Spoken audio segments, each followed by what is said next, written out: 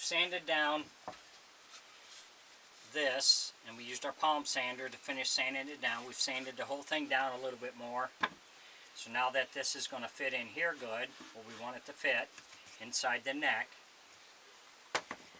So we're going to drill our hole for our stick, which that's why we marked our center, so we wouldn't lose our center.